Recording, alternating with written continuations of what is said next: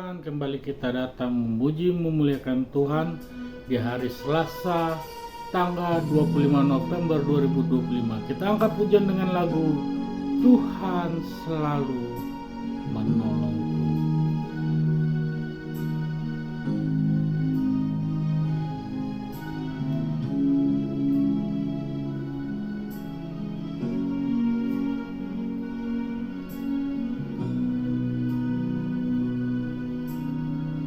Musim akan selalu berganti, kasih Tuhan tetap abadi,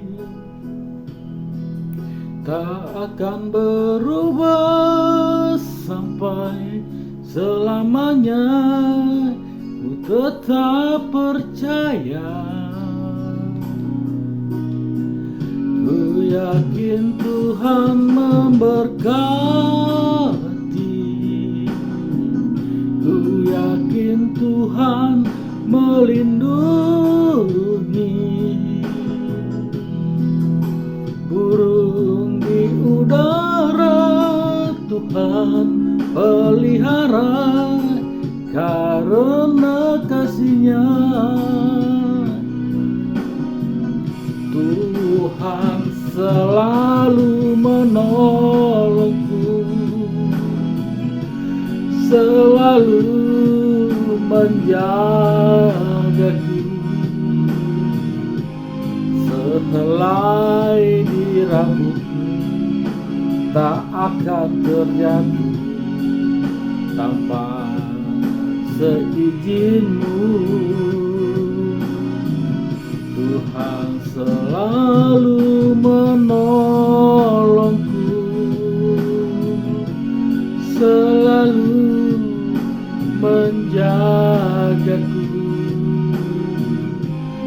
Dia mengenyangkanku dan peliharaku seumur hidupku.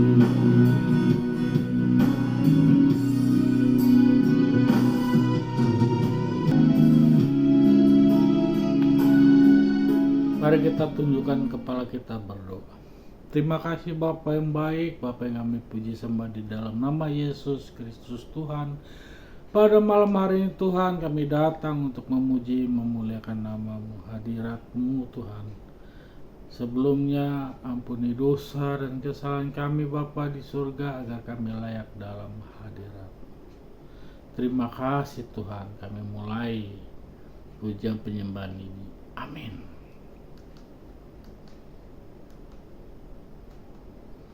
Karya terbesar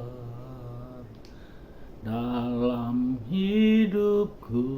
Kita angkat lagu pujiannya dengan lagu Karya Terbesar.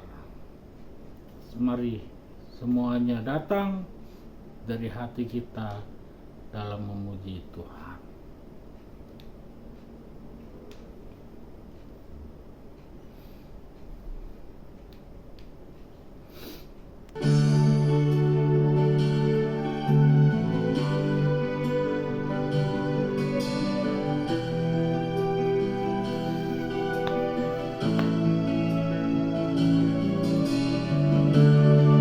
Sama-sama kita angkat pujiannya. Kasih yang terindah, hati yang mulia, hanya ku temukan di dalam-Mu, Yesusku. Pujian dalam hatiku, selalu di setiap langkahku, tiada pernah berubah kasih-Mu.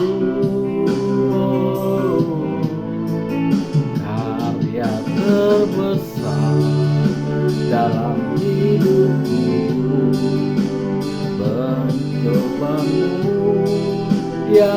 selamatkanku.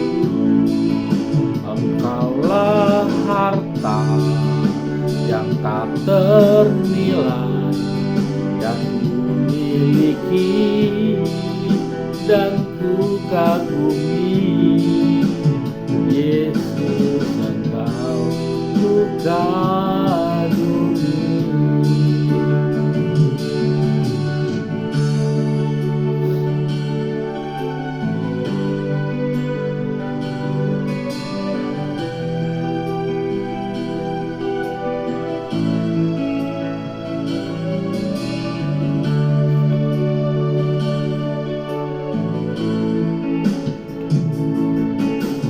Kasih yang terindah, hati yang mulia, hanya ku temukan di dalam-Mu, Yesusku. Pujian dari hatiku selalu di setiap waktuku, tiada pernah berubah kasih-Mu. Karya terbesar dalam hidupku, pengorbanan-Mu yang selamatkanku.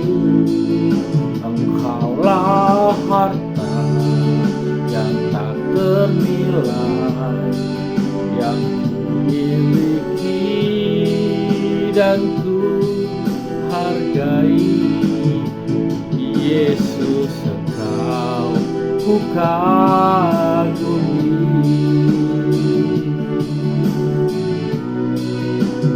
Karya terbesar dalam hidupku, pengorbanan-Mu yang selamatkanku. Engkaulah harta yang tak ternilai yang ku miliki dan ku hargai. Engkau Yesus ku kagumi.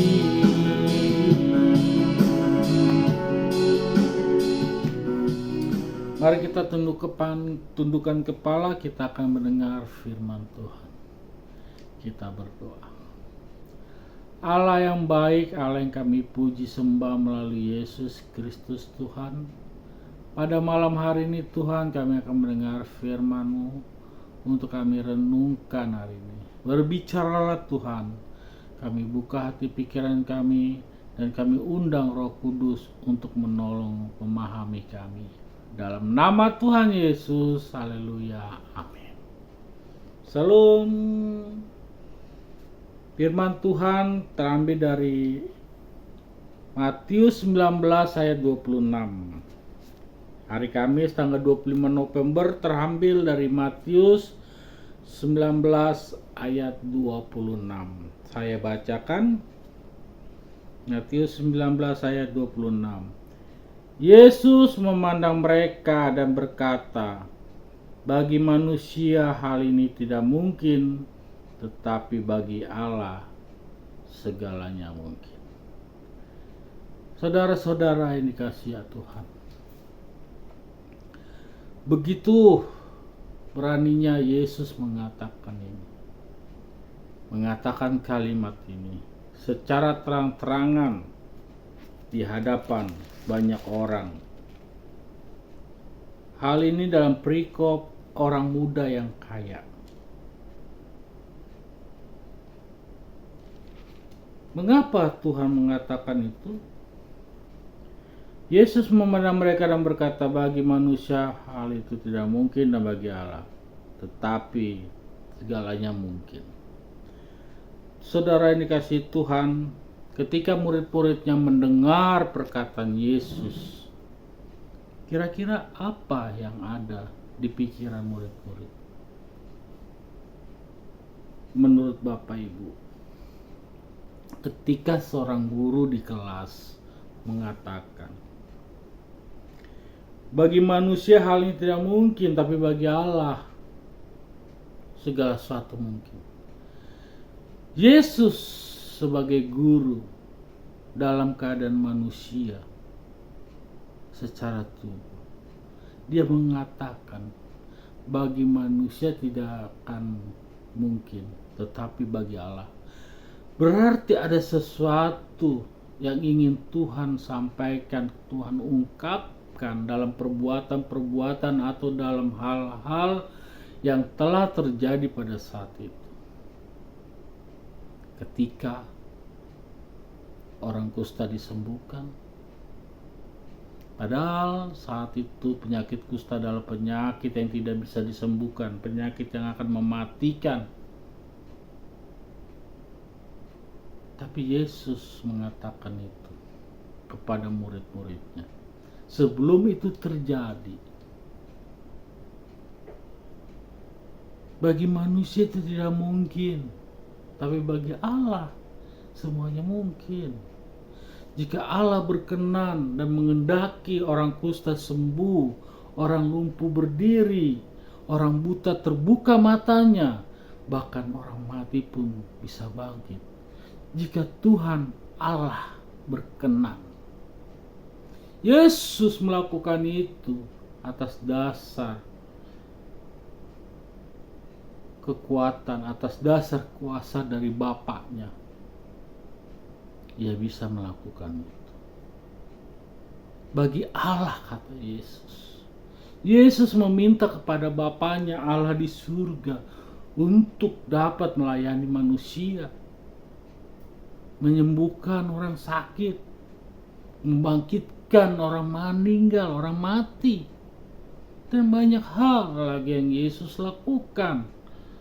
Mengubah air menjadi anggur. Banyak hal yang Yesus telah lakukan. Tetapi mengapa Yesus mengatakan itu? Supaya murid-muridnya belajar mengenal Allah dari rupa Yesus. Meminta sesuatu itu, mengucap sesuatu itu melalui nama Allah. Semuanya itu boleh terjadi. Itu sebabnya Yesus mengatakan secara manusia itu tidak mungkin Bapak Ibu. Tetapi karena Yesus diberikan mandat untuk melakukan hal-hal itu, supaya manusia pada saat itu mengenal Allah melalui pribadi Yesus, bukan melalui pribadi patung-patung berhala yang dilakukan orang-orang saat itu. Itu sebabnya Yesus datang ke dunia menjadi manusia, supaya mengenal Allah dalam pekerjaan-pekerjaan yang dilakukan Yesus, bukan pada saat benda-benda mati, patung-patung berhala yang dikuasai oleh kuasa kegelapan. Tetapi Yesus banyak menerima penolakan saat itu, karena mereka tidak mengenal dan tidak tahu akibat dosa yang memisahkan sesuatu yang baik daripada yang jahat, Bapak Ibu. Bahkan orang lain sudah melihat jelas-jelas mujizat-mujizat yang telah dilakukan Yesus, tapi masih banyak orang yang menolak. Karena apa? Karena saat itu patung-patung berhala memberi mereka kehidupan, kekayaan, tetapi jiwa mereka binasa. Berbeda dengan Yesus, Bapak Ibu.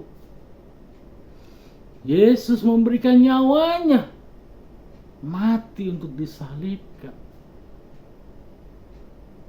menebus dosa kita. Dengan perkenalan melalui pribadi Yesus, manusia bisa mengenal siapa Allah. Karena Bapa dan Anak adalah satu, tetapi dalam kemanusiaan itu berbeda. Bapak Ibu yang dikasihi Allah, Tuhan Yesus, seringkali kita lalai. Bapak, Ibu semua atau saya pun juga sering lalai dalam perbuatan-perbuatan sehari-hari. Tapi ingatlah, apa yang kita alami, apa yang tidak terpikirkan manusia, Allah mampu melakukan segala satunya. Gunakan iman kita untuk mengenal Yesus dari sebelumnya. Mengenal Yesus akan mengenal pribadi Allah. Kita sudah tahu seperti apa perbuatannya. Kita juga sudah mendengar seperti apa yang telah dilakukannya. Mari berikan waktu kita untuk merenung, supaya kita mengenal Yesus dalam pribadinya melalui firman Tuhan. Kita tidak melihat dia secara langsung, Bapak Ibu. Tidak, tapi kita dapat merasakan pertolongannya dalam kehidupan kita sehari-hari. Pertolongan Yesus yang seperti tertulis di firman Tuhan. Terima kasih Bapak Ibu. Selalu kita puji syukur pada Tuhan. Kita percaya dia selalu memelihara hidup kita. Apa yang tidak kita pikirkan, Tuhan sudah sediakan. Apa yang tidak kita lakukan, Tuhan selalu senantiasa melakukan yang terbaik buat kita. Tetapi kita sering lalai dan melupakan dia. Kita menyerahkan jiwa roh kita dalam dunia, dalam kehidupan. Itu sebabnya kita sulit mengenal pribadi Tuhan. Tetapi ingat Bapak Ibu, selagi napas kita ada, adalah kesempatan kita untuk mengenal Yesus. Kesempatan kita mengenal Allah dari pribadi Tuhan. Mari kita tinggalkan perbuatan-perbuatan yang tidak baik. Kita kembali kepada Tuhan, dekatkan diri dalam waktu-waktu, dalam tempat-tempat yang tidak terbatas dalam hidup kita ini. Percayalah, kita akan diberkati Tuhan dan menerima janjinya jika kita membuka hati pikiran kita datang kepadanya, minta tolong, minta maaf, dan mau ingin Tuhan rubah hidup kita.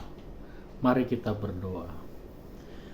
Terima kasih Bapa Ibu di surga, Bapa melalui Yesus Kristus Tuhan, Bapa yang luar biasa yang selalu merawat hidup kami.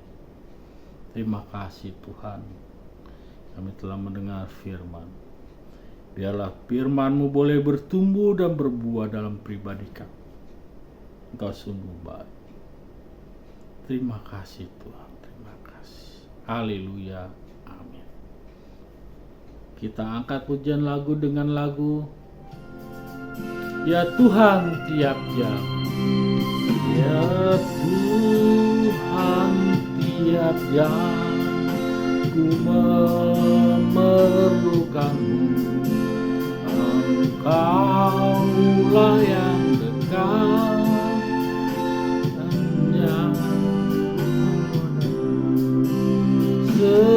setiap jam ya Tuhan, Dikau ku perlukan, ku datang juru selamat berkat.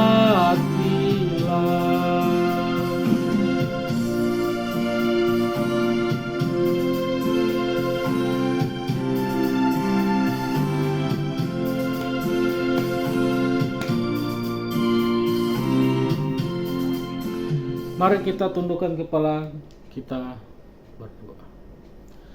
Terima kasih Bapa yang baik, kami telah memuji, menyembah-Mu dan mendengar firman-Mu. Tuhan, pelihara hidup kami selalu Bapa.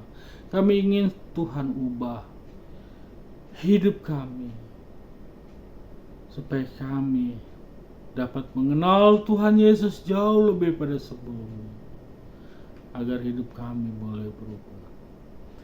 Tuhan, pada malam hari ini juga kami berdoa buat saudara-saudara kami yang menonton channel YouTube ini Tuhan. Tuhan, rawat kami, pelihara kami, berkati kami, setiap tangan kami, setiap ucapan kami, setiap mata kami melihat Tuhan yang selalu memegang kami. Sembuhkan Tuhan saudara-saudara kami yang sedang sakit dimanapun mereka berada. Mereka yang beban berat Tuhan, lepaskan Tuhan. Tolong Tuhan. Begitupun juga mereka yang sedang mengalami problem pribadi. Roh Kudus hadir, tolong, supaya kami tahu melakukan yang lebih baik. Kami juga berdoa Tuhan buat saudara-saudara kami di tempat tinggal kami. Tuhan, berkati kami semua Tuhan, urapi kami satu yang lainnya, dewasakan kami untuk dapat bergaul, berkumpul dengan berbeda-beda agama. Biarlah nama Tuhan dilihat mereka dari pribadi kami Bapa. Begitupun juga anak-anak kami yang sedang sekolah, belajar, saudara-saudara kami yang sedang berusaha dalam usahanya mengembangkan. Kami tahu Tuhan lebih mengerti sebelum kami meminta pun. Tapi ajarkan kami untuk dekat mengenal Tuhan lebih baik. Setiap pertolongan Tuhan, kami percaya Tuhan hadir di sebelah kami. Dalam pergumulan kami boleh dewasa dalam mengatasi masalah. Kami boleh menerima berkat-berkat Tuhan. Urapi kami Bapa di surga. Terima kasih Tuhan. Kami tutup dengan doa yang Tuhan Yesus ajarkan. Bapa kami yang di surga, dikuduskanlah nama-Mu, datanglah kerajaan-Mu, jadilah kehendak-Mu di bumi seperti di sorga. Berikanlah kami pada hari ini makanan kami yang secukupnya, dan ampunilah kami seperti kami mengampuni orang bersalah kepada kami. Dan janganlah membawa kami ke dalam pencobaan, tetapi lepaskanlah kami daripada yang jahat, karena Engkau mempunyai kuasa, kemuliaan dan selamat sampai selama-lamanya. Bapa, terima kasih. Bapa, terima kasih. Bapa di dalam sorga, ku berterima kasih. Amin.